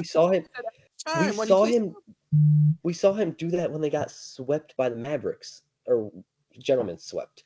Right. Anthony Edwards was doing his thing, dropping 30. Gobert was dropping 10 and 10. Right. Doing his part. Karl-Anthony Towns had one good game, and that's the one game they won. The Knicks are going to need more out of that, more from him than that. I'll just put it that way. So you just made my point. Right? Okay. I think it's a very even trade. Both teams got better. But I give the edge to the Knicks because they got what they missed last year in size. That's why I think the Knicks won. They did get size, but they got probably the worst size you could have possibly imagined. Okay. But between the two bigs on that team, I still would have rather had Cat, because Rudy Gobert is becoming a defensive liability from what we saw last year, and he can't make a layup to save his life from what we saw last year. Yes. If it's between those two bigs on the Timberwolves, and the Timberwolves were their only option, I would have took Cat. He is a better player individually. Fitting with Anthony Edwards, though, I know those two were brothers. I'm going to say it was Rudy Gobert. The way I saw those guys two play seamlessly when Karl-Anthony Towns was hurt, I thought it was going to be terrible. I was like, okay, Karl-Anthony Towns is hurt. It's going to be a wash. No, they played perfectly well together. I'm like, man, Carlton Towns is missing this right now. I mean, look at what's going on here because they're building chemistry. You add Dante DiVincenzo in that playoff run with Anthony Edwards. You add another dog to McDaniels too. I mean, the Timberwolves are going to be very good. They're going to be probably, once Dude, again, they're going to be top 3 once again in the West, and I think the Knicks will be top 2 in the East again, top 3 at least, top 2 at the most. you add a shot creator in Dante DiVincenzo, right? Next You to have Next to Ant. But see, it's first just round pick that's from the Pistons. it's just for me, like I think Julius Randle is going to mess up the chemistry with him and Anthony Edwards, and it's going to affect the Timberwolves. And They're not going to mesh. And I think Jalen Brunson is going to get frustrated with Karl Anthony Towns' shot selection. 100%. He did do it with Julius Randle, as we saw. I don't think it's going to work out. Not at all. I think they're going to try to because they're professionals, and I love that New York Knicks team. But Karl Anthony Towns is not a good fit for the New York Knicks team. Not at all. And I think we're on different sides because I think Julius Randle isn't a good fit for the Timberwolves. So we'll just wait and see. I don't think Julius Randle is good for anybody unless you on a worst team where like the Pistons, go to the Pistons and play, iso ball. Go right ahead. But if you are on a winning team, right, he's not a good fit. I don't think either of those two guys are a good fit for the teams that they went to. Obviously, yes, better fit. Karl Anthony Towns, size-wise, beautiful, good. But personally, the team that won out was the team that got the dog in Dante DiVincenzo and the first round protected pick because we saw success with that team without Karl Anthony Towns before. Why can't they do it again? Yeah, that's a good point. I personally still give the edge to the Knicks a little bit, but like I said, very, very even trade. And I think both teams honestly won the trade. It was a win-win for both teams, but it's just a matter to see how each respective star player will fit on that team and how they will be able to mesh moving forward when the season starts. And I love how I think we're talking about star players, but the two star players in that trade, Dante DiVincenzo and Karl Anthony Towns. Okay, Dante DiVincenzo is he's a game changer. That's why he's so special. Yeah, I agree. He's very underrated, and without him, the Knicks are going to struggle off the bench at least because he was a huge benchmark for them last year. But then again, here's the thing: with the Knicks, you have 3 other Dante DiVincenzos on that team, Jake. I know, bro. You have Josh Hart. You have McBride. Right? Bro. That's why I give the Knicks a chance solely because of their culture. So it's not like they're missing a lot, right? It's not like you lost your dog, right? You lost your Draymond Green. No, you had 3 other dogs on your team. It's the fact that he was a better fit for the Knicks than Karl Anthony Towns, and Dante DiVincenzo is going to bring that culture to Minnesota. That's already building that type of culture. Right. It's going to be scary.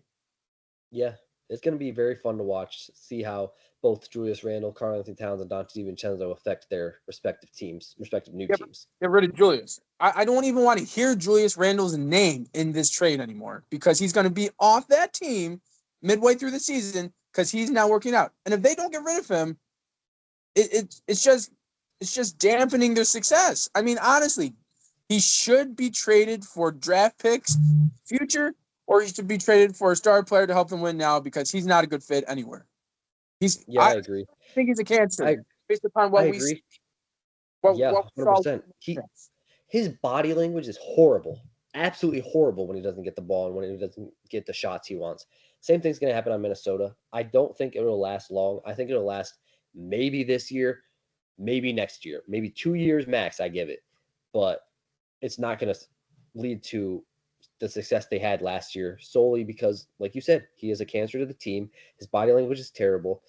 I don't think they're going to trade him this year. At least, maybe I think they'll give him 1 year, 2 years max. But depending on how this year goes with him, I think that will determine whether they decide to keep him or not. But yes, I agree. I think Julius Randle is not going to fit well with the Timberwolves at all. And I think that's why I think they lose the trade, because I just don't think he's going to help the Timberwolves. Mm-hmm. I agree. But moving on to the Nuggets and Jamal Murray agreeing on a 4-year, $208 million contract extension, which includes $244 million over the next 5 seasons. It guarantees Jamal Murray. So what's your thoughts on this move by the Nuggets, Gio? So this is one of the instances where I say he deserves the money. He's an NBA champion, right? He shows out in the playoffs. He plays when it matters most. Mm-hmm. Much deserved. Keep going. I just can't wait to see him and Russell Westbrook in the backcourt. I mean, bro, Russ's shot looked good last night in the preseason. I'll say that.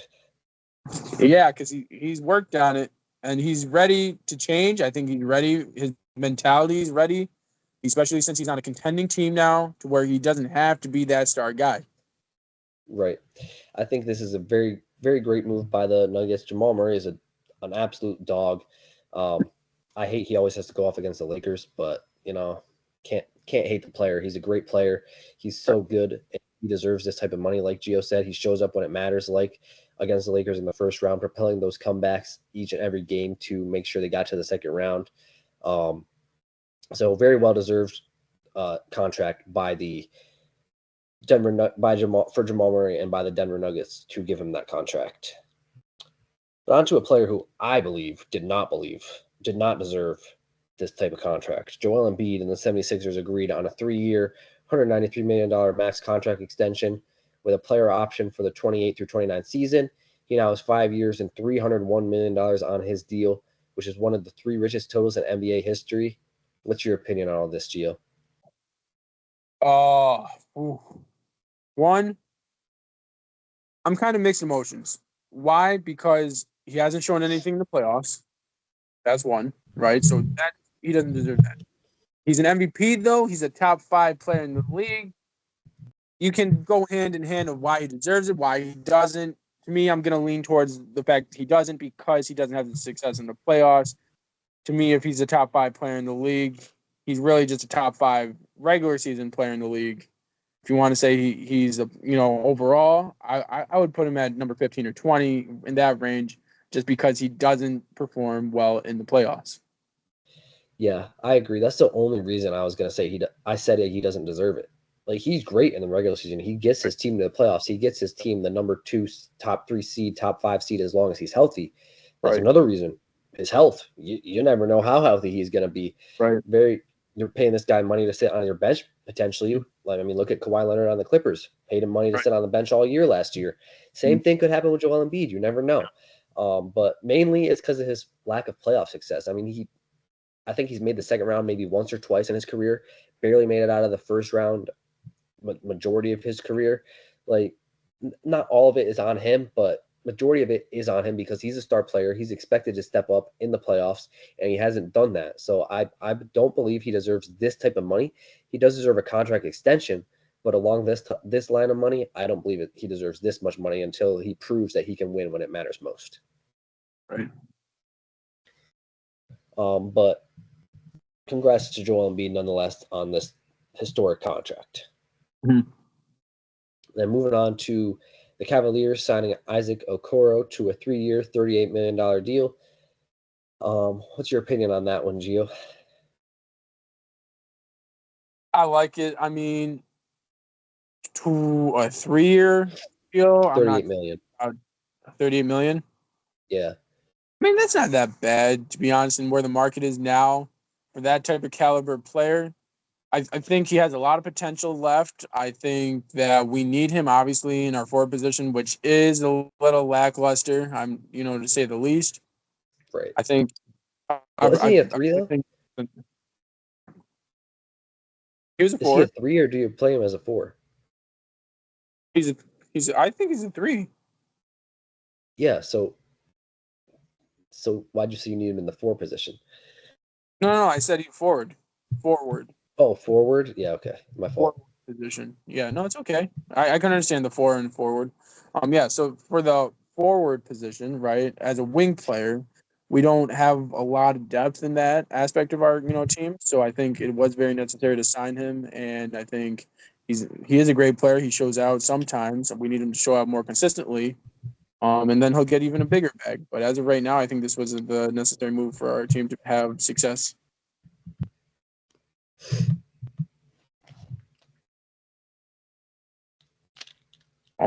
But I mean, we'll see. We've kept our core together for the most part. We're keeping the same exact team. In order for us to have success in the postseason, I do believe we need to add one more piece. If we could, I would love to trade for Trae Young. That's one guy on my team that I think would be great with Donovan Mitchell. With Evan Mobley, right, with Jared Allen, and that pick and roll would be Trae Young, of course. If you look at Darius Garland, right, and you look at the fit between him, Donovan, and everything else, I think, yes, he's a great scorer, he's a great passer. But if we could trade for Trae Young, who to me is a better player as of right now, unless Darius Garland has that type of jump this year, I would love to trade for Trae Young if we could. Definitely would be a better fit. Would give us a lot more success as of right now, and could definitely give us a better chance at winning an NBA Finals. Sorry about that. What are you saying, Gio?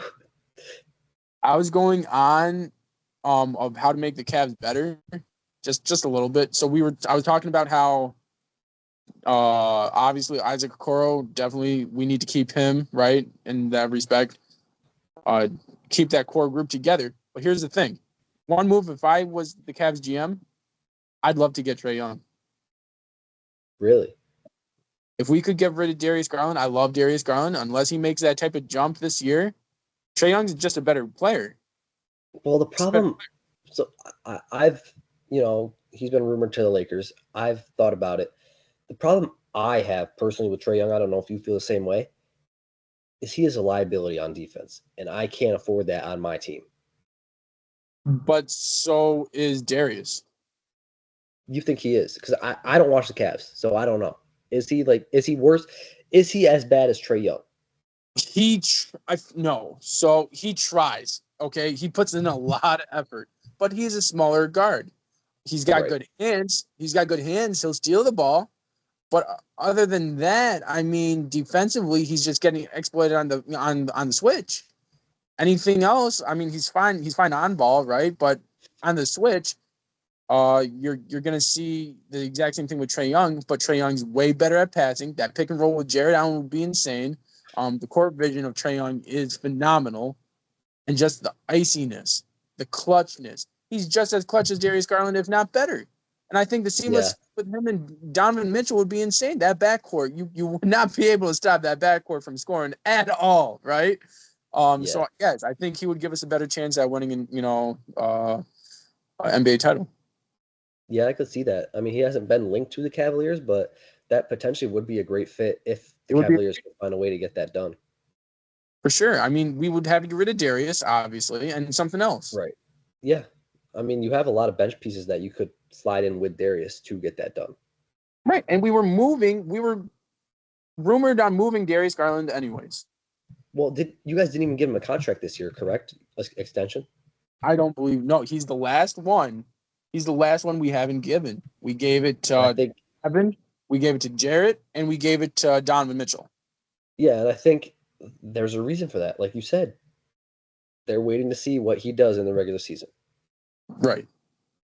But when you say jump, how big of a jump are we talking? Because he's been pretty decent. Like how many more points do you want him to average? I don't want that. I want complete game. I want a complete game from Darius Garland.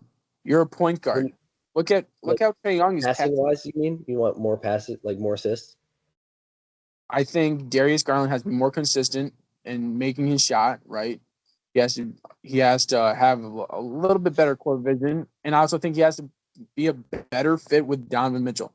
Whatever we have to do to make a seamless fit with Donovan Mitchell, because once that happens, once it's seamless and it clicks, you guys are going to be winning games. Until that happens, whether it has to be more passing, whether it has to be more off-ball movement, right? Even if he's just doing off-ball stuff, he's got to be better. He just has to be better at it, right? Just the little details. That's what he has to do. That'll create a major jump if he's paying attention to the details, right? That'll create a major jump for him this season and definitely help the Cavaliers. And I would love to keep him if that's the case. But if that doesn't happen, Trae Young's already got all those attributes that I'm discussing right now. And that would make us, I don't know, I'm thinking maybe the second best team in the East behind the Celtics. Yeah, I could see that. I think Darius and Donovan honestly just aren't a great fit. That's why I'm honestly surprised that Donovan Mitchell agreed to a contract extension with the Cavaliers after all the rumors that he was going to force his way out or try to leave. But I guess give it one more shot, see what he can do with Darius. And then if he doesn't like Darius, not force him out, but, talk to the front office, be like, I don't think this is going to work out. Maybe try to find another piece. And that piece could be Trae Young, like Gio was saying. I mean, it could be a very good fit for the Cavaliers. But to go back to Okoro, I think this is also a great deal. Okoro is a very underrated forward, and he did great things for the Cavaliers last year with all their injuries when Donovan Mitchell was out, when Darius Garland was out. So he's a great fill-in guy, and when the team is healthy, he adds 10, 15 points off the bench, was exactly what the Cavaliers need. So very good move by the Cavaliers to re-sign him and make sure they kept him for another 3 years. Right. But moving on to the last talking point, which is the great Derrick Rose retiring. Obviously, he had a very short-lived prime, but I believe his short-lived prime was enough to get him in the Hall of Fame. Are we on the same page on that, Gio? No. You don't think he should get to why do you think he shouldn't get in the Hall of Fame? I don't think so. Here, let me put it this way. I would love for him to be in the Hall of Fame. I think he should be. I personally think he should be. This is the reason why I don't think he will, though. One, what else has he done other than be the youngest MVP? What else has he done? Well, he couldn't do anything because he got hurt. Exactly. Other than being the youngest MVP, right, and having the potential to be one of the best ever. The potential. Right. That is it. That's why I say I think he should be, because the potential was obviously there, and everyone knows that. So I think like they shouldn't hold his injuries against him. Like, it's not his fault he got injured. Well, you could say that about anybody. Kwame Brown came out of high school. What's more potential than coming out of high school? True. Does he deserve to be in the? I know we all know the answer. He does not deserve to be in the Hall of Fame. Not at all. Okay. So, yes, it is very sad to see Derrick Rose not have the career that we expect him to have and to have all that potential be wasted.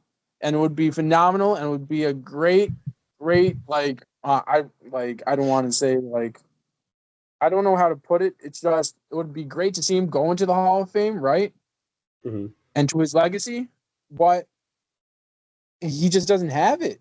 I mean, people are questioning whether Carmelo Anthony should go into the Hall of Fame. Some people are ringless. questioning that. The only reason is because he's ringless. That's it. That is it, right? He's still a top 15 scorer of all time. He's got 3 gold medals. He's got this, that, and that. Carmelo Anthony, right? Derrick Rose, like I said, he's got, I think, 1 gold medal, right? If that, maybe, right? He does have 1, I'm guessing. Yeah, he did get 1. He got 1, yeah. He has 1 gold medal, and he's the youngest MVP to ever win the MVP award. That's it. Yeah. It's just, I feel like, me personally, I feel like it would be a great gesture by the NBA to put him in the Hall of Fame knowing what he could have been. That's the word, gesture, right? It would be like just of the appreciation of Derrick Rose, right? Like, here you go, man. We understand who you are, what you could have done, right?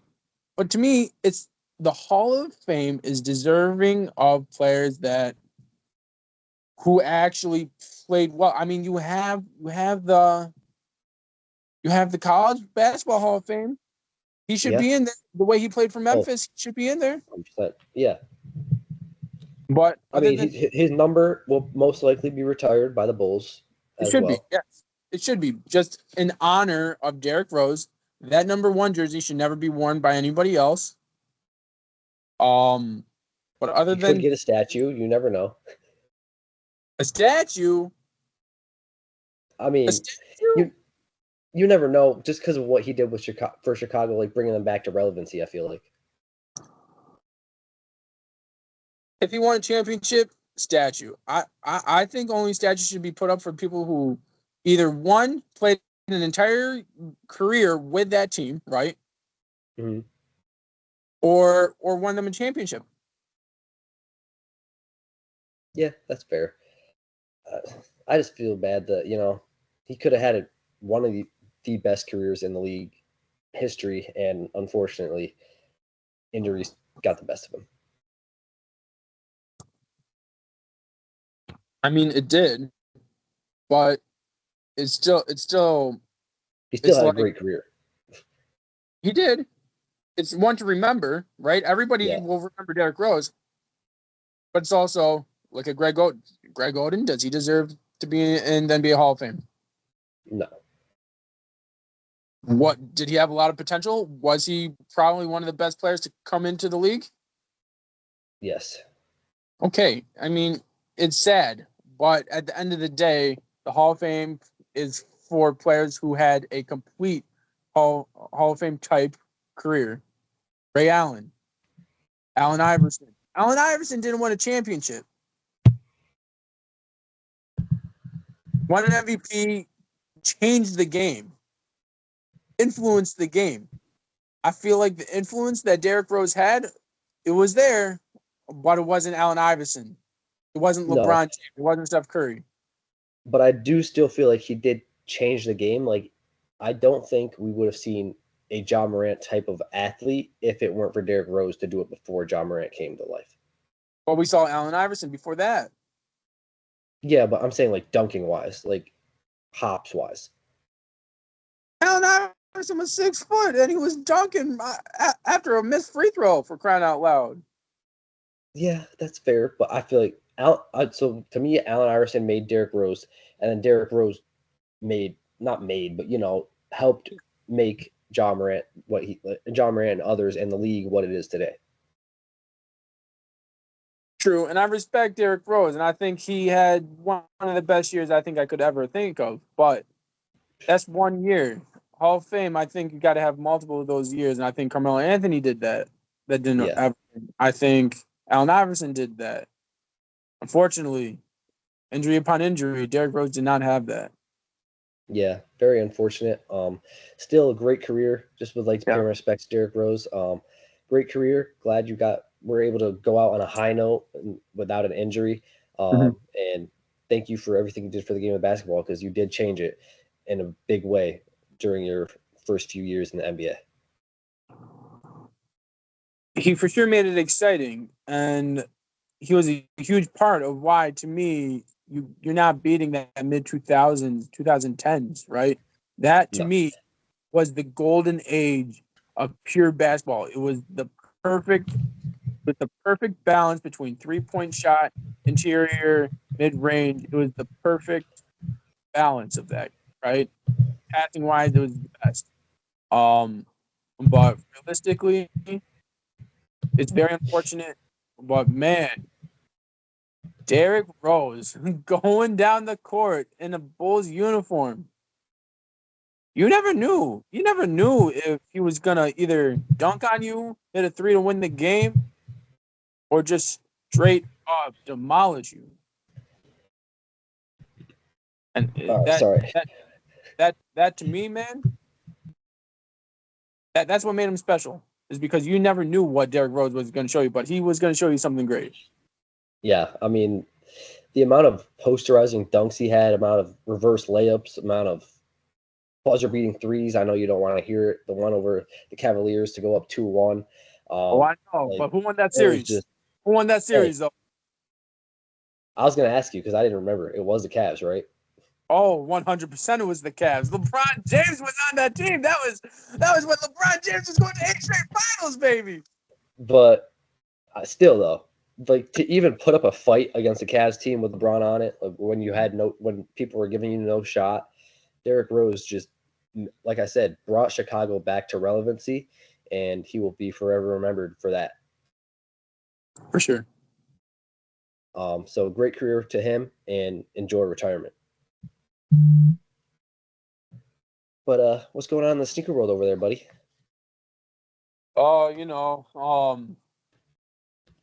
Gonna shout out.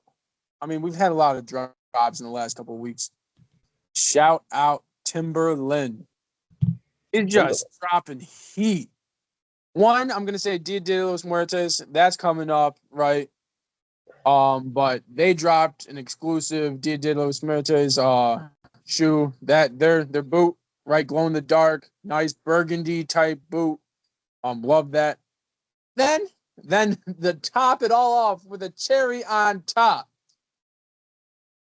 you got the Biggie Smalls, the notorious Biggie Smalls, Timberland in 2 different colorways, and your perfect, brown colorway, and then obviously, that traditional colorway. But then you got the black colorway of the Biggie Smalls, notorious Biggie Smalls boot. And because he wore Timbs all the time, right, they honored him with his own silhouette. A beautiful, beautiful boot. All those colorways, they dropped last week. If you got them, congratulations. If you didn't, they're on sneakers. They're a very slept on boot, very slept on. If you're into that, collecting sneakers and stuff like that, it's a critical piece to have in your collection. Very slept on right now, very cheap. Go get them on StockX, on GOAT. But that boot, beautifully drawn up, has great details of notorious Biggie Smalls, and man, it's just a clean shoe, well worth it if you want that. Yeah, I'll definitely have to check those shoes out. A lot of drops in the video game world in the past month as well. Madden 25 dropped Friday, August 16th on all consoles. I'm sure a lot of people have been playing that. I've seen a lot of clips. I personally have not. I've been just solely into college football 25. I probably will be for the next year until the next one drops. NBA 2K25 also dropped about a month ago, so on Friday, September 6th, on all consoles as well. A lot of people have been playing that as well. I've heard the gameplay is pretty much the same as 2K24, so if you haven't gotten it yet, I wouldn't advise it, because same game. Why spend your money on the same game if you already have the old game? Same thing with Madden. Madden did make a lot of nice changes, though, from what I've seen, so I'd say Madden is worth the money. 2K, not so much worth the money if you haven't got them yet. But thank y'all for watching, and we'll see y'all in the next one. Hey, guys. If you guys wanted us to talk about anything else, I think we talked about everything in the sports world tonight. If you guys wanted us to talk about anything else, let us know in the comment section. We'll make sure to hit it up the next time we go on our podcast. If you guys like this podcast, we would appreciate it. Go ahead and hit that thumbs up button. And like 2 wise men once said, subscribe. We'll see y'all in the next one. Peace. Peace.